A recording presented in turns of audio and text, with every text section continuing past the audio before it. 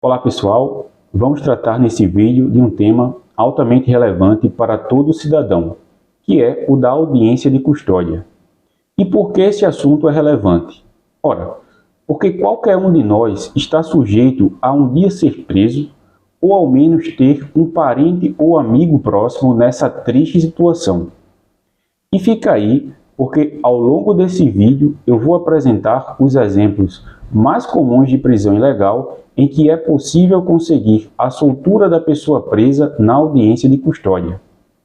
Até porque não achem que só pessoas que cometem crimes são presas. Há em nosso país dezenas de pessoas que são presas diariamente sem terem cometido crime algum. Podemos tomar como exemplo uma pessoa que foi reconhecida por engano como a que teria praticado um crime, ou mesmo a de uma pessoa que foi presa por ter o mesmo nome de outra que constaria em um mandado de prisão em aberto. Isso aconteceu com um cliente aqui do meu escritório. Ele tem um nome bem comum, como João da Silva, por exemplo. E ao ser parado por uma blitz da Polícia Militar, ao averiguarem o seu nome, constataram que havia um mandado de prisão supostamente contra ele.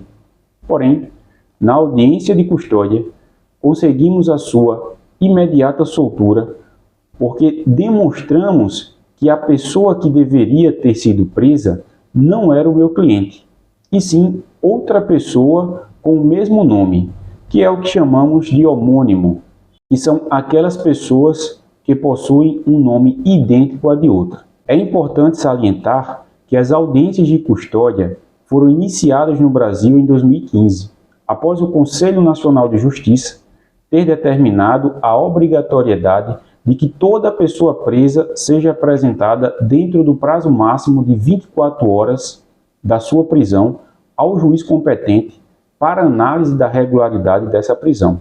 Alguns juízes e tribunais entendiam que a audiência de custódia só seria obrigatória em caso de prisão em flagrante, mas o Supremo Tribunal Federal decidiu, em 2023, que toda e qualquer prisão deverá ser analisada pelo juiz no prazo de 24 horas.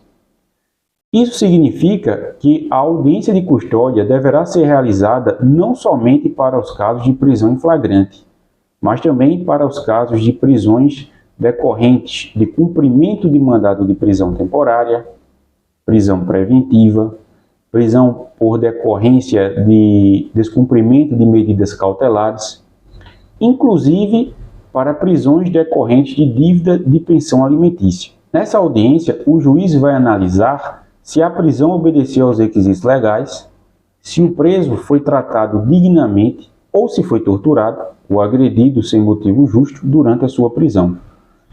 E ainda vai analisar se é o caso de soltar ou não a pessoa presa. Um exemplo de prisão ilegal é a que eu comentei sobre o caso do meu cliente, que foi preso por ter um nome igual a de outra que de fato tinha cometido um crime.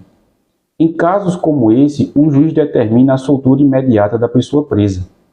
Por isso, a realização da audiência de custódia é tão importante, pois evita que uma pessoa inocente fique presa indevidamente. Outro exemplo de prisão ilegal é quando os policiais invadem a casa de uma pessoa sem mandado de prisão e sem conseguir provar que naquele local estaria ocorrendo a prática de um crime.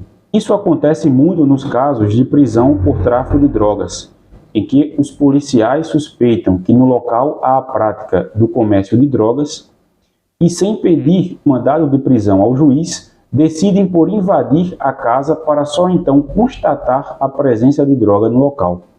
Esse tipo de prisão em flagrante é ilegal, pois a Constituição Federal garante a inviolabilidade do domicílio, que só pode ser invadido em caso de cumprimento de mandado de prisão ou de demonstração irrefutável da prática de crime, que pode ser observado do lado de fora da residência, isto é, da chamada situação de flagrante. E quem participa da audiência de custódia? Os participantes desta audiência são o juiz, o promotor, o réu, o seu advogado ou o defensor público para aqueles que não têm condições de contratar um advogado. E o que acontece em uma audiência de custódia? Primeiro, o juiz informa ao preso e para que serve a audiência de custódia. Depois faz a advertência de que, se quiser, pode ficar em silêncio e logo após pergunta como ocorreu a sua prisão. Nesse momento, o custodiado vai relatar como ele foi preso. Depois o juiz vai perguntar se o preso foi agredido fisicamente e se sabe identificar onde ocorreu as tais agressões e quem as teria praticado. O juiz poderá perguntar outras coisas, mas não poderão ser formuladas perguntas sobre o mérito da prisão, isto é, em caso de prisão em flagrante, o juiz não pode perguntar se foi a pessoa presa que cometeu o crime ou os motivos de ter cometido o crime.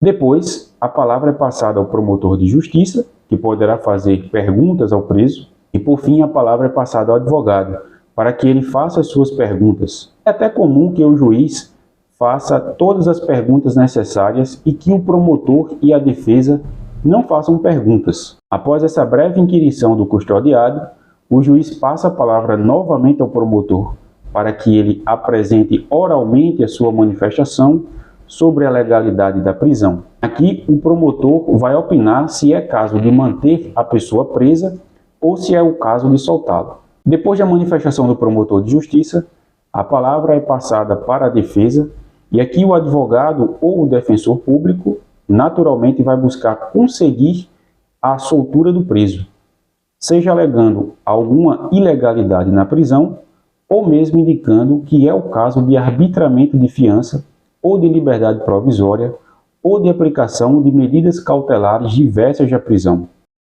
Se ficou alguma dúvida sobre para que serve e o que pode acontecer na audiência de custódia, deixe o seu comentário e se você quiser receber novos vídeos sobre direito criminal, siga o nosso canal, além de curtir e compartilhar esse vídeo. Um abraço.